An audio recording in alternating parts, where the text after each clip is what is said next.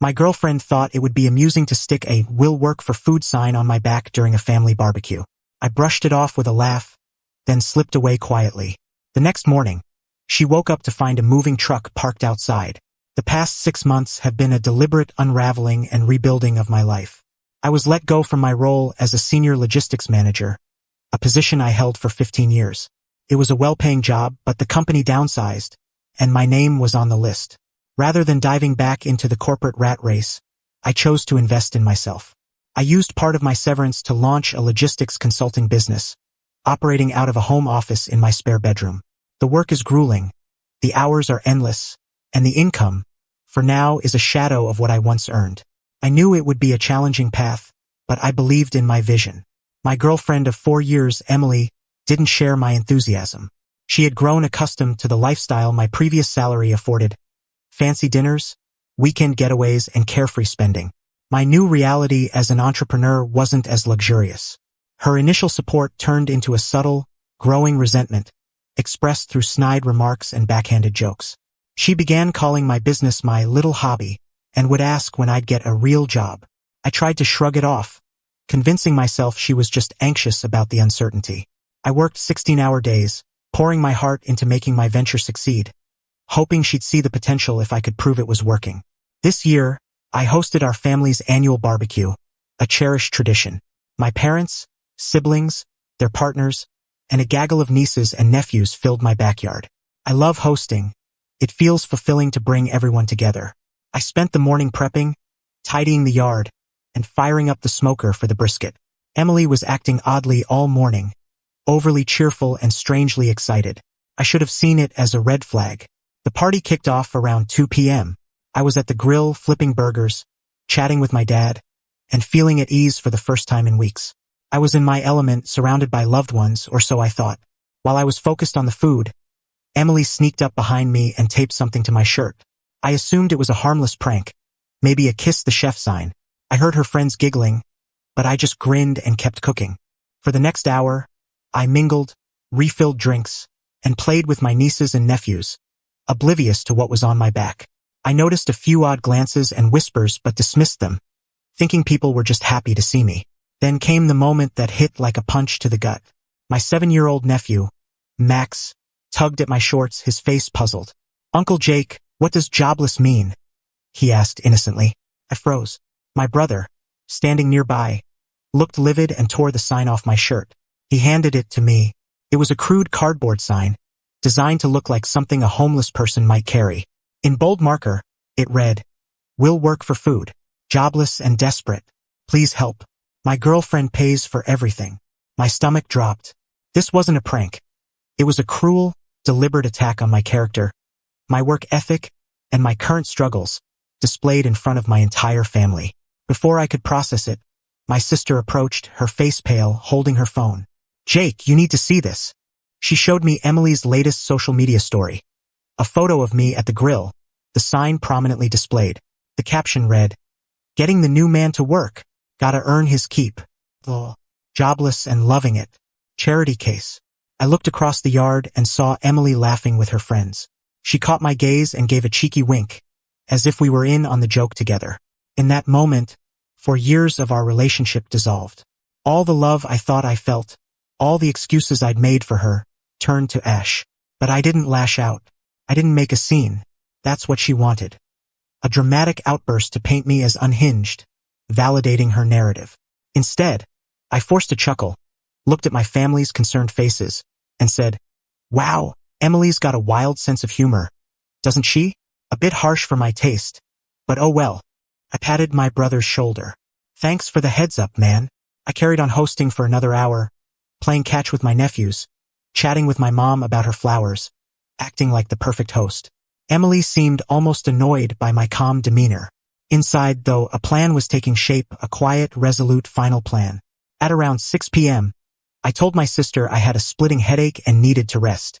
I encouraged everyone to stay, enjoy the food, and use the pool. Then I slipped inside, grabbed my keys and wallet, walked out the side door, and drove off in my truck.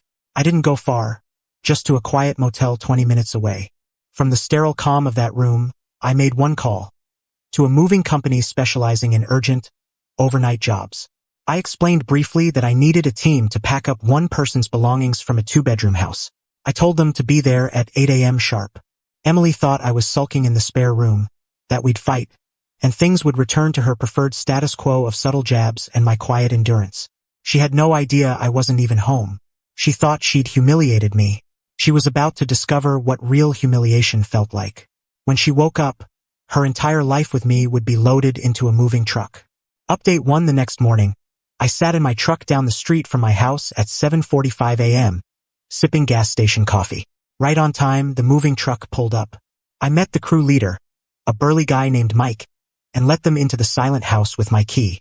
Emily was still asleep in the master bedroom, completely unaware. I handed Mike a detailed list of what to pack. All women's clothing and shoes from the master closet, all personal items from the master bathroom, everything in the spare room she turned into her office, and several boxes labeled Emily in the garage. I was thorough. I didn't want any claims of theft or damage. The crew worked quietly and efficiently, starting in the spare room. About 20 minutes in, the sounds of their work, soft voices, the rustle of packing materials, woke Emily. She stumbled out of the bedroom in one of my old shirts, her hair disheveled, her face groggy.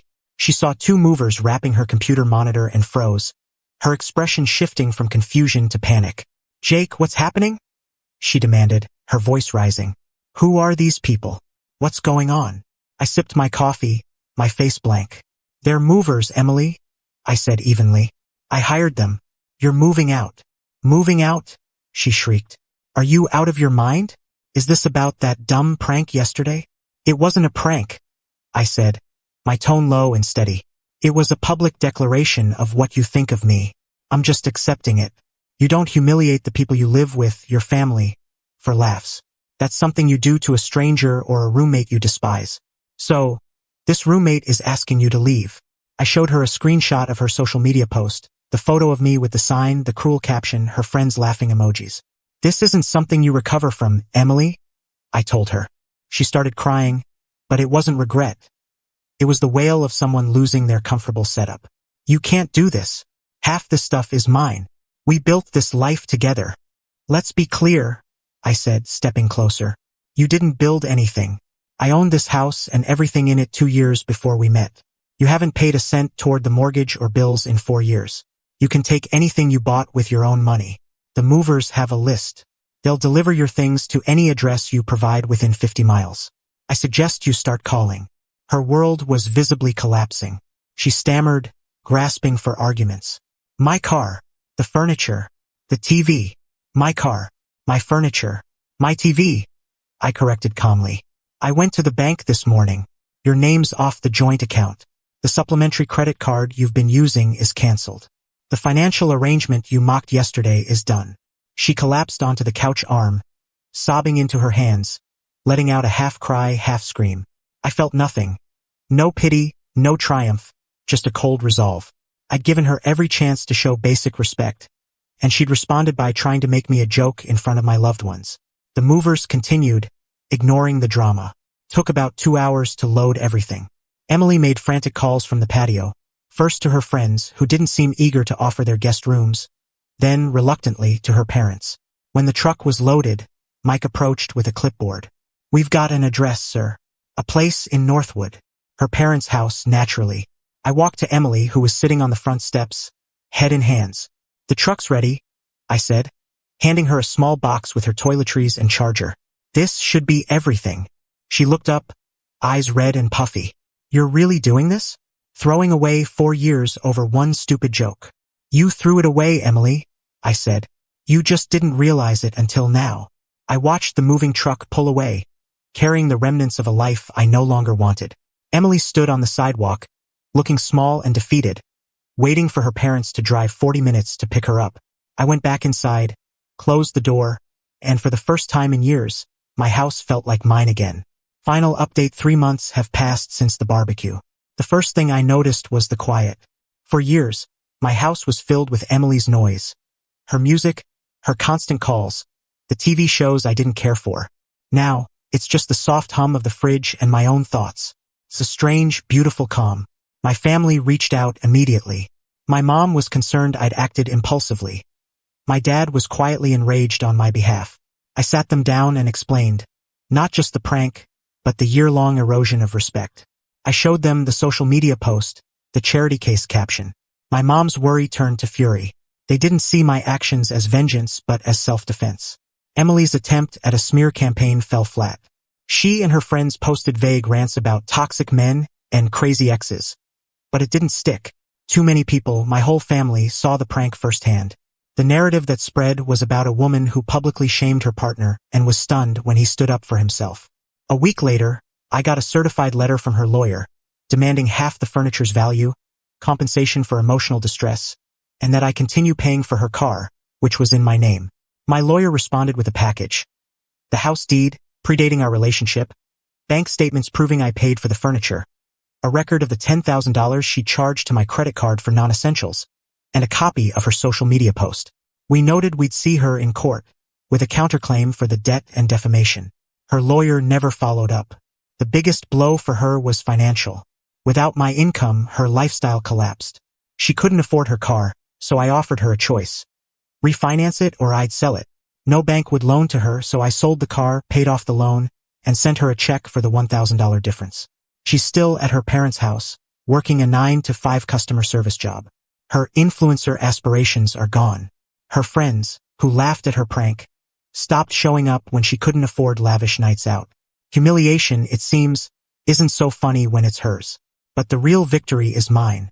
That layoff, which felt like a defeat, became my salvation.